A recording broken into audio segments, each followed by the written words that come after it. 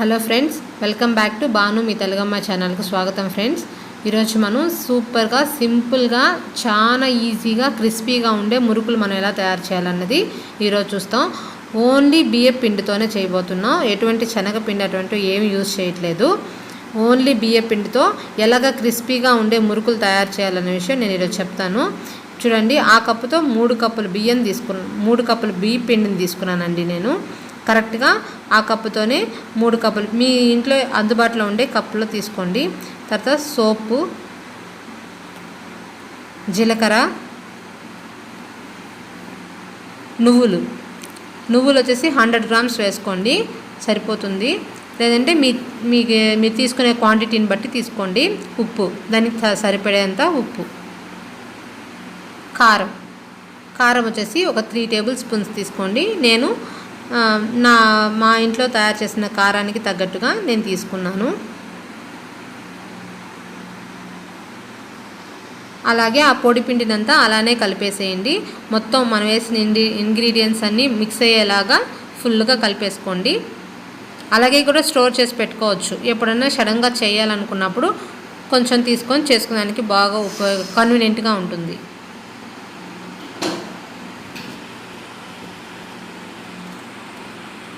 చూసారు కదా, ఆ కప్పుతో 3 కప్పులు బియ్య పిండిని తీసుకున్నాం. అదే కప్పుతో కరెక్ట్గా 2.5 గ్లాసు వాటర్ తీసుకుంటున్నాము. ఏ కప్పుతో అయితే బియ్య పిండి తీసుకున్నామో అదే కప్పుతో కరెక్ట్గా 2.5 గ్లాసు. అంటే కొలతేనండి, ఈ కొలత మిస్ చేయకండి. ఇది కరెక్ట్గా 3 గ్లాసుల బియ్య పిండికి 2.5 గ్లాసుల వాటర్ అండి. ఇవి బాగా ఉడికిన తర్వాత ఆ బియ్య పిండిని మొత్తం మనం ఆల్రెడీ కలిపి పెట్టుకున్నాం కదా, ఆ బియ్య పిండిని అంతా ఆ వాటర్లో వేసేసి బాగా కలిపేసుకుందాం.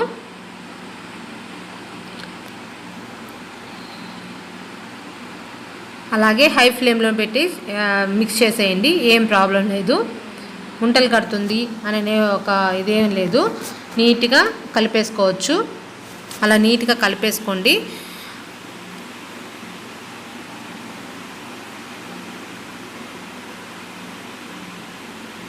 మనం కరెక్ట్ క్వాంటిటీ వాటర్ తీసుకున్నామండి. ఎటువంటి ప్రాబ్లం లేదు. నేను ఇప్పుడు చేసిన మెజర్మెంట్స్తోనే మీరు చేయండి, మీకు పర్ఫెక్ట్గా వచ్చేస్తాయండి. మీరు చేయాల్సిన మురుకులు పర్ఫెక్ట్గా, ఈజీగా, సింపుల్గా చేసేవచ్చు. అలాగా మిక్స్ చేసేసుకొని బాగా మిక్స్ చేసేయండి. మిక్స్ చేసి ఒక హాఫ్ అన్ అవర్ అలాగే మూత పెట్టి వదిలేసేయండి. బాగా మిక్స్ చేయండి. ఇక్కడ ఉండే ఈ పొడి పిండి అంతా చెమ్మ అయ్యేలాగా ఫుల్గా కలిపేసేయండి. అలాగా ఫుల్గా చెమ్మైంది కదా, అలాగా మూత పెట్టేసి ఒక హాఫ్ అన్ అవర్ అలానే ఫ్రీగా దాన్ని వదిలేసేయండి. ఆ వేడికి ఫుల్గా లోపల ఉండే పిండి అంతా బాగా ఉడికిపోతుంది. తీసుకొని కొంచెంగా ఆ పిండిని అలాగే కొంచెం తీసుకొని మళ్ళీ ఎటువంటి వాటర్ యూజ్ చేయకండి. కరెక్ట్గా మనం వేసిన వాటర్ క్వాంటిటీయే కరెక్ట్గా సరిపోయింది. సో అందుకోసం చేతికి నూనెనో లేదంటే నెయ్యినో రుద్దుకొని బాగా మెత్తగా పిండిని బాగా మెత్తగా కలిపేసుకోండి. మనం కలిపితేనే అలాగ ఈ విధంగా వచ్చేస్తుంది.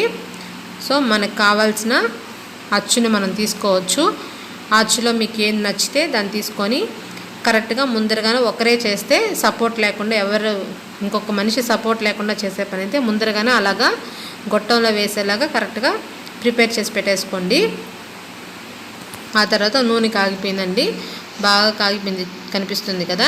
సో ఆ విధంగా నూనె కాగిపోయిన దాంట్లో ఒక జల్లిగంటిలో ఇలా పిండుకొని డైరెక్ట్గా నూనెలోనే వేసేయండి.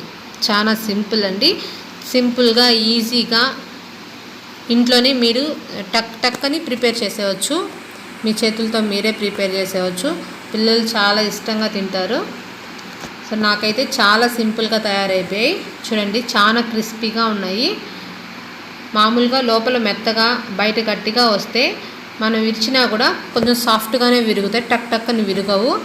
సో ఇప్పుడు నేను విరిచి చూపిస్తాను చూడండి.